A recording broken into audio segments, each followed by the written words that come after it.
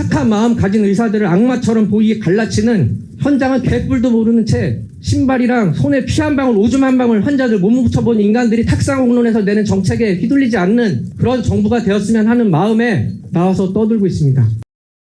SBS에서 어떤 교수님을 64시간 동안 취재한 내용의 기사가 있었는데, 그 기사를 보고 4,400명 댓글을 달 정도로 파급이 큰 기사였나 봐요. 교수님 일하는 거 보고 댓글 반응 중에 천사도 때려치우겠다 라는 내용이 있어서 그 워딩을 받아서 후속 기사가 나왔는데요. 이거 옛날에 이런 영상들 좀 있었잖아요. 우리 병원, 우리 과가 극한 직업에 나왔었어. 그러니까 맞아요. 예, 얘기해 주면 그런 거예요. 그러니까 극한 직업이나 아니면 뭐 다큐멘터리 이런 거에서 약간 의사들이 항상 극한한 환경 속에서 일하니까 그런 거 보면서 멋있다고 해서 의사 꿈을 키운 거고. 너도 알지만 내가 몇 번 때려치고 나오고 싶다고 막 얘기해서 그렇게 결심하고 안 하겠다고 얘기한 적도 많았고, 막 진짜 며칠 밤 새고 위에 사람들한테 칭찬은 못 받고 쌍욕만 먹고, 어느 날 이제 응급실 이렇게 보고 막 진짜 그 환자들 다 올려보내서 수술을 하고 이제 막 그런 게 병동 다 정리되고 막 이렇게 아침에 내가 모든 일을 딱 며칠 밤을 새고 딱 마쳤어. 그러면 진짜 피곤하고 집에 가고 싶고 진짜 짜증나고 때려치고 싶을 것 같은 기분이 들어야 되는데, 그 순간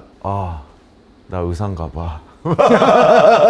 기뻐하는 감정들로 또 버텼을 때가 있거든. 그래, 여기 이병국 교수님도 지금 64시간 연속 근무한 거잖아. 사람이 없으니까 저렇게 하겠지. 이거를 치료할 수 있는 나밖에 없는 거지. 근데 이제 아까도 얘기했지만 이 교수님이 64시간, 이거 말이 안 되는 게, 어떻게 보면 아까 그 막 비난하던 사람들이나 그런 사람들이 볼 때는 이 교수님은 잠재적인 범죄자지. 사고 날 가능성이 그치? 높아지니까. 그러면은 이분은 그럼 어떻게 할 거야? 그러니까 요새 막 의사들을 욕을 하고 이해는 해. 왜냐면 우리가 봐도 지금 의료 시스템이 많이 무너져 있고 불안하고 하니까. 근데 그 시스템을 지금 어떻게든 돌리고 있는 사람들은 우리 같은 의사가 아니라 지금 저런 분들이 지금 어떻게 보면 막 고열을 짜가지고 막 하고 있는 거잖아. 응급실도 마찬가지고. 저런 사람은 욕 좀 안 했으면 좋겠어. 일부의 의사들 때문에 이런 분들까지도 피해가 될 수 있을까 봐 걱정이 되는 거지. 그래서 그런 법안 자체도 굉장히 좀 조심해야 된다는 거지. 그러니까 나는 무서운 거는, 그러니까 아까 너도 얘기했잖아. 그런 뿌듯함과 그런 희열감 때문에 버티는 건데, 근데 그런 사람한테 저 새끼들 돈 하네 이렇게 해버리면 진짜 막 무너져 내릴 것 같지. 그럼 이 사람들이 속된 말로 삐져서 나 안 해,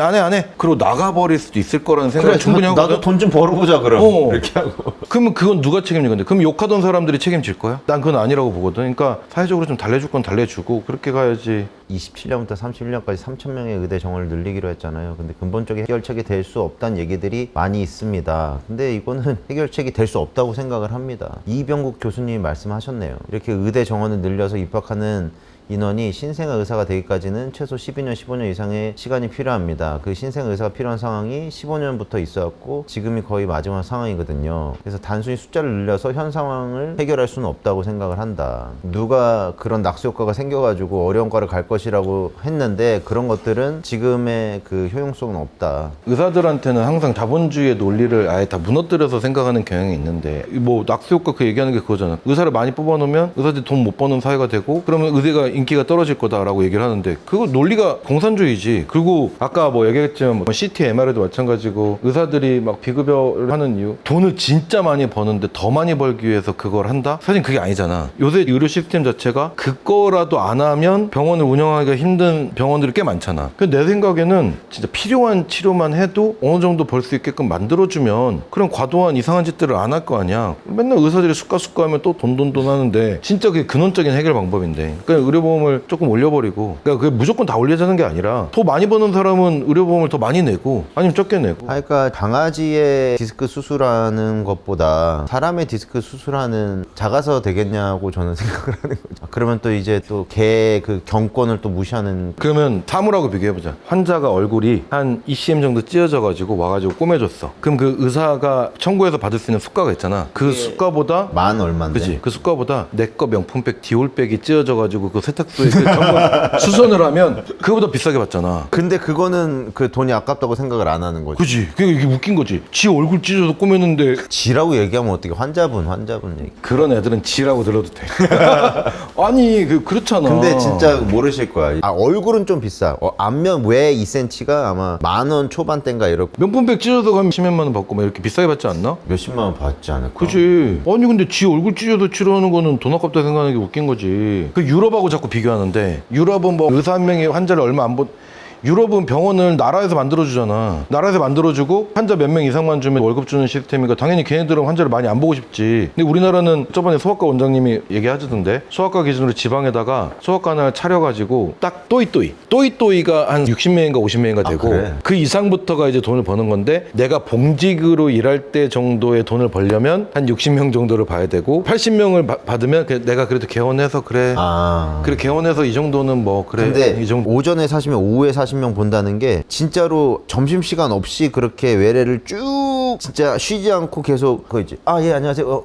예, 알겠습니다. 여기 어디 아프시다고요?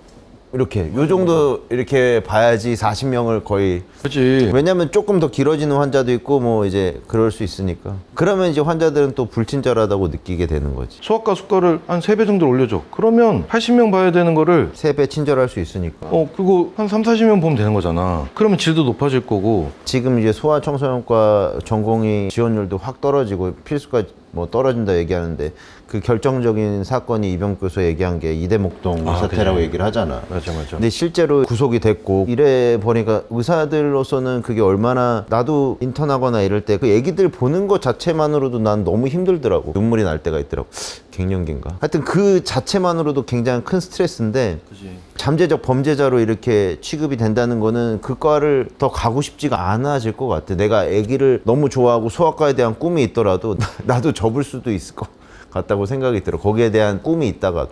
나는 이제 소아과 전문의의 수가 줄는 거는 난 당연한 현상이라고 보는 게 소아 수가 줄고 있잖아. 아니 지방에 있는 학교도 줄고 애들 수도 줄고 있는데 소아과를 지원한다는 것 자체가 말이 안 되는 거고 일단은 애기들이 귀해지잖아. 그러니까 조그만 의원 같은 데 가는 거는 불안해하시는 분들도 있기 때문에 거의 큰 병원 위주, 잘 되는 병원 위주, 그 병원들만 살아남지 내가 옛날처럼 개원하면은 애기들이 찾아오는 그런 날은 지났기 때문에 소아과는 더 하고 싶지 않아. 일반 사람들이 잘 모르는데 가장 스트레스를 많이 받는 과 중에 하나가 소아청소년과잖아.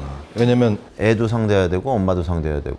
아는 분 한 분이 소아외과를 계속 스텝으로 일하고 제 와이프가 소아과야. 그래서 자기 와이프는 개원을 했지. 이분이 이제 와이프 하루 쉬게 하고 싶어가지고 자기 이제 하루 쉬는 날 가서 이제 도와주나 봐. 그래서 자기 진료를 보는데 얘가 질려가지고 더 이상 도와주질 않는데 왜 그러냐면 제가 소아외과는 수술하면 살면 좋은 거잖아. 간절해서 오는 간절해서 막 근데 수술해가지고 뭐 잘 안 돼서 애기가 뭐 이제 안 됐어 잘. 그래서 한나라로 갔어. 근데 그 보호자분들은 와서 그래도 수고하셨다 고맙다 그래서 막 자기도 막 펑펑 우는데 슬기로운 의사생활에도 그런 게 나왔었잖아. 근데 그런 환자들이 많대. 근데 자기 와이프가 이런 수학과인데 진짜 아기가 열이 나서 뭐 해열제 처방해줬는데 아기 열 안 떨어진다 와가지고 병원 뒤집었고 이런 엄마들이 있대. 근데 그걸 보면서 내가 왜 여기서 이 짓을 하고 있지? 라는 생각이 들더래. 이 몇천 원 벌려고 내가 왜 저런 모욕적인 소리를 들어야지? 라는 생각 당연히 안 가지. 그 우리 참교육 보면서 한번 얘기했었는데 그 선생님한테 진상짓 하는 엄마들을 그 의사가 상대를 하고 진료까지 봐야 되는 거지. 그러니까 선생님 열 안 떨어지는데요? 아버지가 지금 열이 안 떨어져서 화가 났어요. 난 아직도 진짜 막 끔찍해 저거는.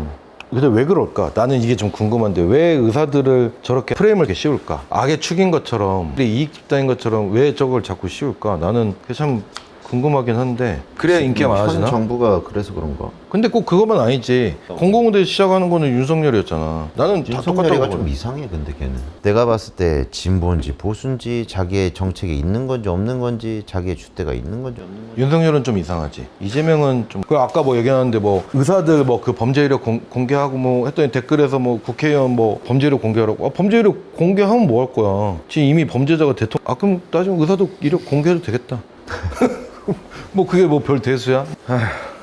한숨밖에 안 나온다. 이병국 교수가 똑같이 얘기한 게 제가 1년에 진료하는 고위험 신생아 환자가 약 200에서 300명이 있는데 그중에서 한두 명은 안타까운 상황에 놓이게 된다. 근데도 또 생존한 아이들 중에서도 합병증 있는 아이들이 있다. 이렇게 진료의 일부분이 어떻게 생각하면 나쁜 결과로 이루어질 수밖에 없는 게 과학적이고 통계적인 사실인데 근데 그 일을 맡아서 하는 의사들은 얼마나 가슴이 아프겠어. 만약에 잘못됐을 때 이 범죄자처럼 이 사람은 1년에 200명, 300명 진료하는 거는 보진 않고 1년에 무조건 두세 명은 죽인 의사다. 이렇게 낙인 찍혀버리면 이 사람은 그럼 뭐가 되겠어. 그러니까 뭐 거기에 대한 얘기도 있는 거고. 그거 얘기도 하더라. 그러니까 미국의 의료 비용이 되게 높잖아, 우리나라보다. 근데 그 높은 이유 중에 하나가, 예를 들면 신경외과로 따지면, 신경외과도 사실은 뇌수술하면 우리 이제 우스갯소리로 얘기를 하는 게, 수술해서 온타임에 그래도 온 사람들 중에 3명 중에 1명은 멀쩡하고 3명 중에 1명은 돌아가시고 3명 중에 1분은 살긴 살지만 후유증이 남는다라고 얘기 표현을 하잖아. 그러니까 수술을 하면 무조건 문제가 생기는 거잖아. 그러면 이제 고소고발이 되게 많잖아. 그럼 미국 같은 경우는 의사가 법정에 안 불려다니게끔 그 막 보험제도나 이런 게 시스템이 잘 돼 있는 거야. 그럼 그 비용이 되게 높을 거 아니야. 근데 그게 치료비에 다 포함이 되는 거야. 그런 법정에 불려다니면서 치료를 해야 되는 시간을 다 뺏기고 왜냐면 고소고발 위험한 건수록 그렇게 많으니까 이 의사가 그런 거에 지장 안 받고 하게끔 만들어주는 거지. 한숨밖에 안 나.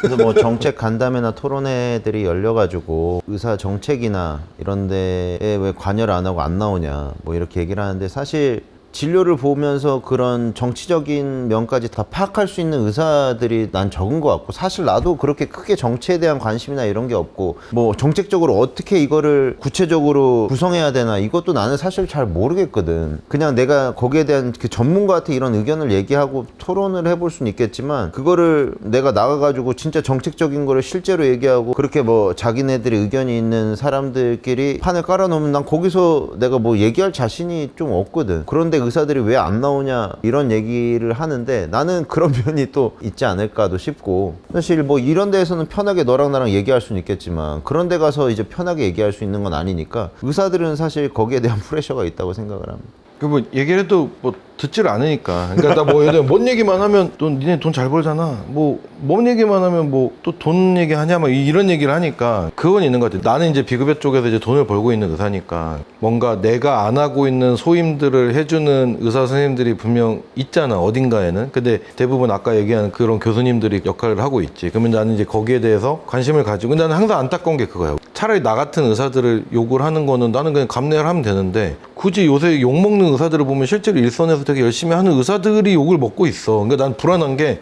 와, 나 같으면 삐져서 지금 그만할 것 같은데, 그럼 우리나라 지금 망할 것 같은데 어떡하지? 약간 이런 불안감이 있거든. 그래서 제발 욕하는 사람들 보면 제발 좀 그만 좀 하세요 라고 하고 싶어. 주말이건 새벽이건 자정이건 뛰쳐나오고 가족들 다 내팽개치고 병원에서 살면서 지냈는데도 제 곁을 떠나는 애들도 있습니다.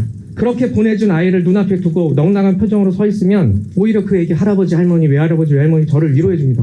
덕분에 며칠이라도 애들 더 볼 수 있었다고.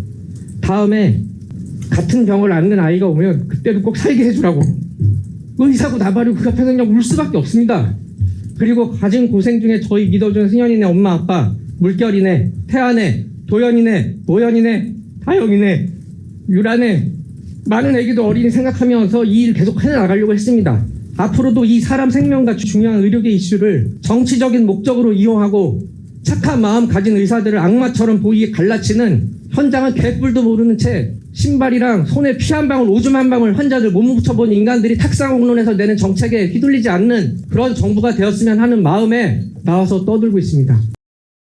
지금 되게 불안한 시기인데 몇몇 사람들로 지금 돌아가는 시스템이잖아. 이제 전공의도 많이 없고 전문의도 많이 없고. 근데 이런 시기에 저렇게 더 의사들을 압박하는 거는 나는 무너뜨리려고 하나? 라는 생각밖에 안 돼. 지금 현 이재명 대통령이 왜 저렇게까지 하지? 라는 이거를 보면 지금 이제 벼랑 끝까지 몰린 애들을 한번 무너뜨리고 싶은 건가? 확 다 무너뜨리고 새 판을 짜고 싶어서 저러는 건가? 하여튼 의사들 어떤 직업이든 거기에 나쁜 사람 있고 좋은 사람 있고 하는 것처럼, 의사도 나쁜 사람이 의사 되는 걸 어떻게 막겠어요. 근데 그 한 사람의 나쁜 짓과 이런 것 때문에 그 정책들을 결정하고 정책들을 주장하고 이런 것들이 자기를 희생하고 좋은 일을 하고 있는 의사들에게는 힘 빠지는 그런 얘기가 될 수 있다.